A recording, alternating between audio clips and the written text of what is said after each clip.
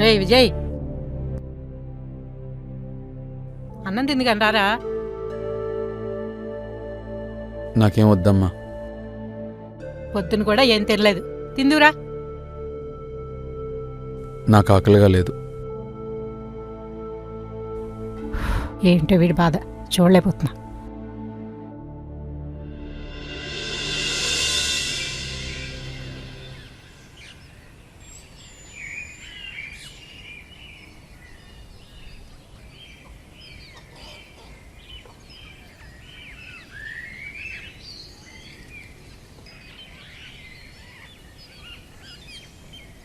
తనని నేనేం అనలేదురా. వదిలే అమ్మా, ఇప్పుడు నేనేం అనలేదు కదా.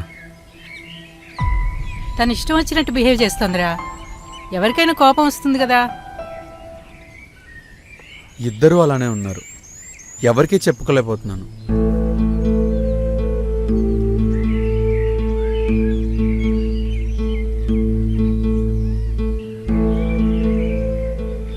ఆ అమ్మాయి ఇక్కడ ఉండలేదులేరా, ఏదో ఒక గొడవ వస్తూనే ఉంటుంది. నువ్వు వేరే ఇల్లు తీసుకుని ఉండరా, మీరు వెళ్ళండిలే. లేదులే అమ్మా, నేను ఒకదాన్ని వదిలేసి నేను వెళ్ళాను. నా కోసం నువ్వే ఉండవసరం లేదులే. నేను మీ అన్నయ్య వాళ్ళ ఇంటికి వెళ్తాను. నా పెద్ద కోళ్ళు ఇంకా బాగా చూసుకుంటుంది. ఏం వద్దులే, మళ్ళీ ఈ విషయాలన్నీ వాళ్ళకి తెలిసి నన్ను ఏదో ఒకటి అనడానికి. ఏం అవసరం లేదు. నేనేం చెప్పనులేరా. ఇంకేం ఆలోచించుకో, వేరే ఇల్లు తీసుకుని మీరన్నా బాగుండండి.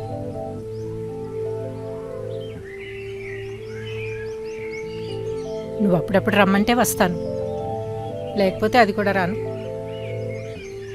ఏంటమ్మా నువ్వు, నేను అలా చేస్తానా? ఏదేదో మాట్లాడుకుంటూ.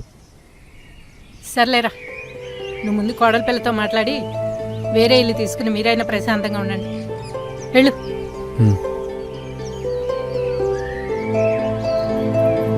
సరే.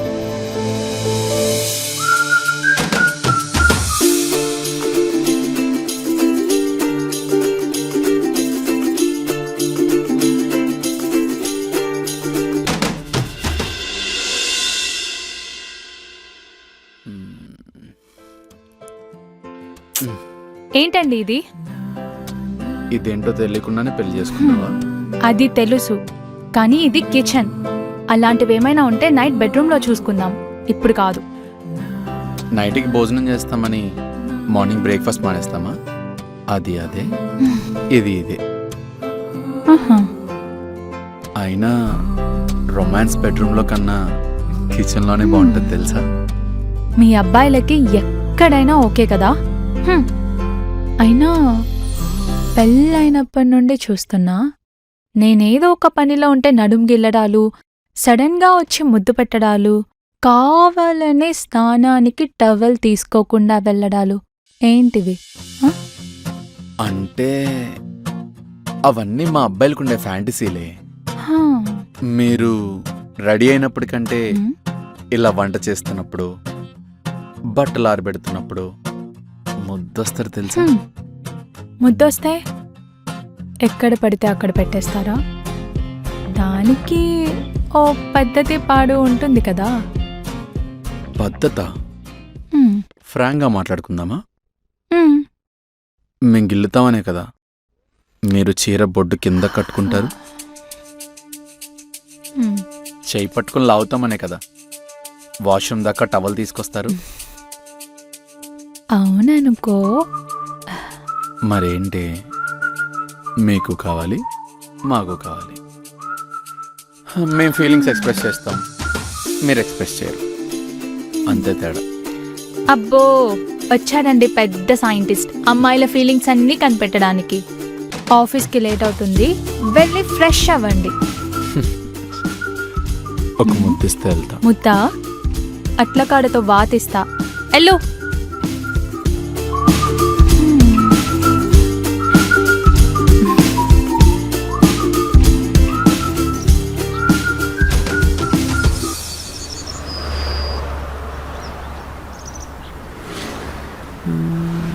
ఈ అమ్మాయిని ఎక్కడో చూసినట్టుంది.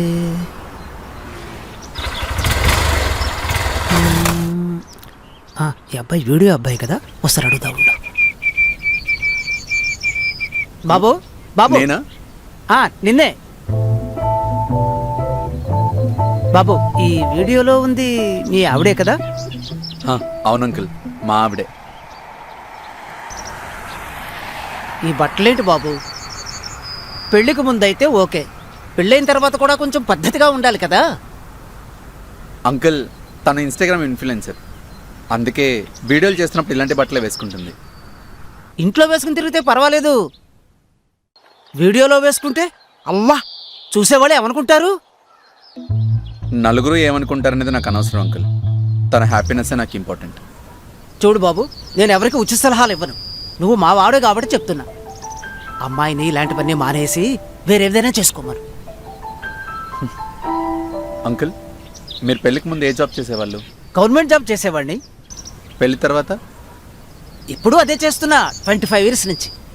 ఓ 25 ఇయర్స్ నుంచి ఒకటే జాబ్ అంటే చాలా గ్రేట్ అంకుల్. మరి చిన్నప్పటి నుంచి నా డ్రీమ్ గవర్నమెంట్ జాబ్ చేయడమే కదా. అదేంటి అంకుల్, మనం మాత్రం పెళ్ళికి ముందు పెళ్లి తర్వాత ఇష్టం వచ్చిన జాబ్ చేయాలి, కానీ ఆడవాళ్ళు మాత్రం వాళ్ళ గోల్స్ని డ్రీమ్స్ని సాక్రిఫైస్ చేసుకోవాలా? మనకొక రూల్ వాళ్ళకొక రూలా? ఇంకా బట్టల విషయం అంటారా, మనం ఎవరు సార్ వాళ్ళకి ఏ బట్టలు వేసుకోవాలో చెప్పడానికి? వాళ్ళ లైఫ్ వాళ్ళ ఇష్టం. అయినా గుడికి వెళ్ళినప్పుడు చీరలోనే వెళ్ళాలి, పబ్కి వెళ్ళినప్పుడు 1 పీస్లోనే వెళ్ళాలి, ప్రొఫెషన్ బట్టి ప్లేస్ని బట్టి బట్టలు ఉండాలి.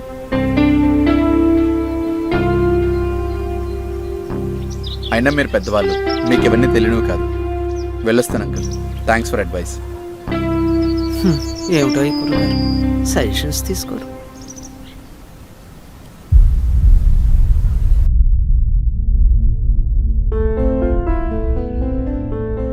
ఏంటి ఎదురింటి అంకుల్తో ఏదో ముచ్చట్లు పెడుతున్నావు?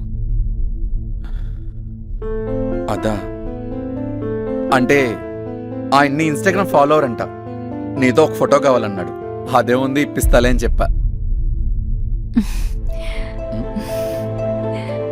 అదేంటి పొద్దున్న నేను హక్ చేసుకుంటే వద్దన్నావు, ఇప్పుడు నువ్వే వచ్చి హక్ చేసుకుంటున్నావు?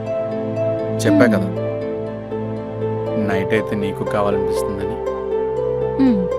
ఏడ్చారులేండి, ఫస్ట్ వెళ్ళి ఫ్రెష్ అవుదాం పదండి.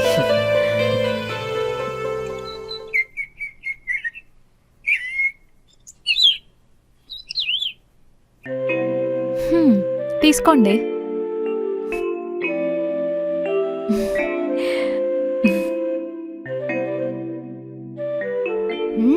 చాలా బాగుంది కాఫీ. చాలే ఆపండి. నిజంగానే? హా, ఇంకేంటి సంగతులు? ఏముంది, అంతా నార్మల్. సుమా, నీ బొటిక్ బిజినెస్ ఎలా నడుస్తుంది? ఇంకెక్కడి బొటిక్ బిజినెస్, రీసెంట్గా క్లోజ్ చేసిందిగా. అవునా? ఎందుకే? కాలేజ్ టైం నుండి బొటిక్ బిజినెస్ అనేది నీకు ఒక డ్రీమ్ కదా. అవునే, పాప పుట్టక ముందు వరకు ఫ్యామిలీ లైఫ్, వర్క్ లైఫ్ని చాలా బాగా మేనేజ్ చేశాను. పాప పుట్టాక మొత్తం దాన్ని చూసుకోవడానికే నా టైం అంతా సరిపోతుంది. అదేమైనా పెద్ద ప్రాబ్లమా? ఎవరినైనా కేర్ టేకర్ని హైర్ చేసుకోవచ్చు కదా, వాళ్ళే చూసుకుంటారు. అంటే నేను మళ్ళీ కన్సీవ్ అయ్యాను. అవునా? అదెప్పుడు? 2 వీక్స్ ముందే కన్ఫర్మ్ అయింది. మా అత్తయ్య మా ఆయన ఇంట్లో ఉండి పాపను చూసుకోమన్నారు. అలా అని నీ డ్రీమ్స్ని వదిలేసుకుంటావా? నాకు వేరే ఆప్షన్ లేదే. అందుకే ఇలాంటిదేదో జరుగుతుందని పెళ్లికి ముందే చెప్పేశా మా ఆయనతో, నో కిడ్స్ అని. అవునా? మరి దానికి మీ ఆయన ఒప్పుకున్నాడా? యాక్చువల్లీ మా ఆయనకు కూడా కిడ్స్ అంటే అంత ఇంట్రెస్ట్ లేదు, సో డింక్ ఫాలో అవుతున్నాం. డింక్ అంటే? Dual income, no kids. Western కంట్రీస్లో ఆల్రెడీ ఫాలో అవుతున్నారు. రెస్పాన్సిబిలిటీస్, పిల్లలు, ఈ హెడ్ఏక్ అంతా ఏం లేకుండా హ్యాపీగా లైఫ్ ఎంజాయ్ చేయడమే.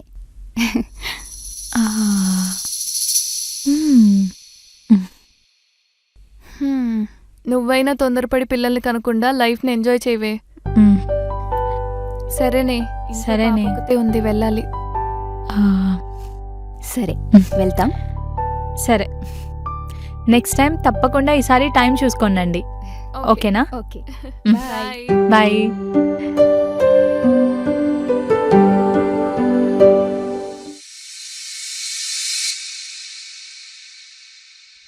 తీసుకోండి. You're welcome.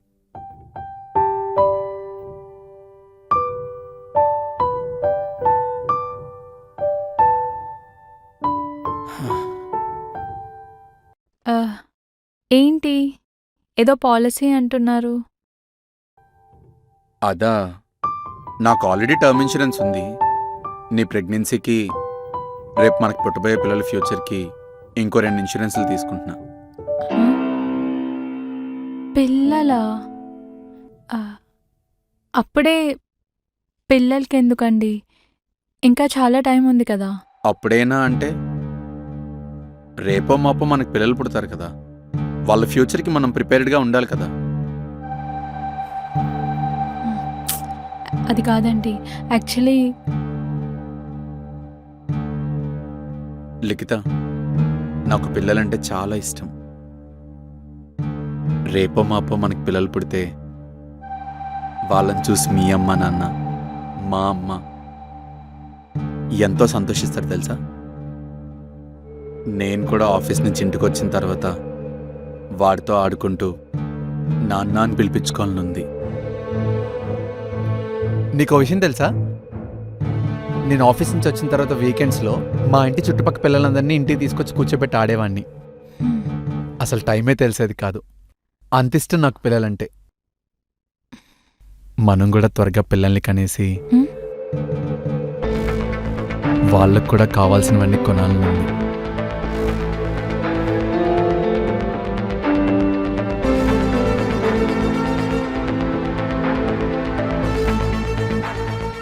రేయ్, అమ్మాయిని ఒకసారి హాస్పిటల్లో చూపించరా, ఏమన్నా ప్రాబ్లం ఉందేమో.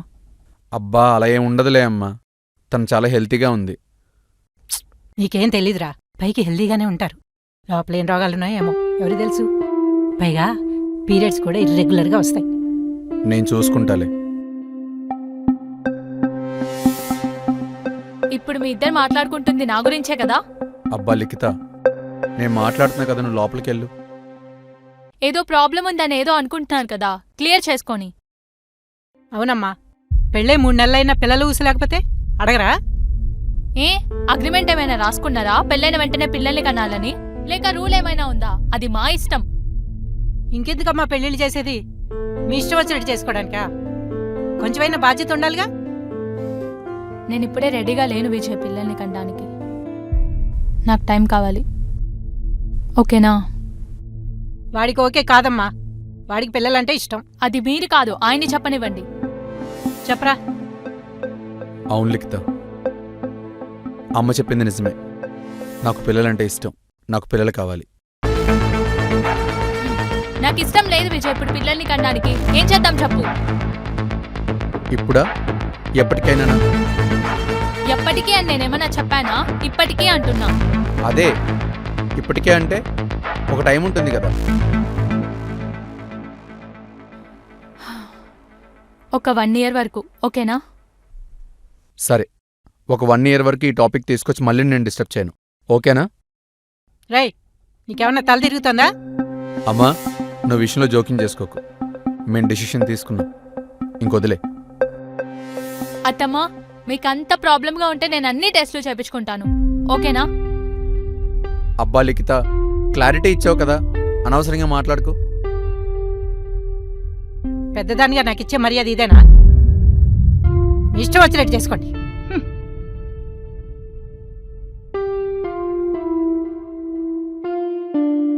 ఏంటి లిఖిత ఇది?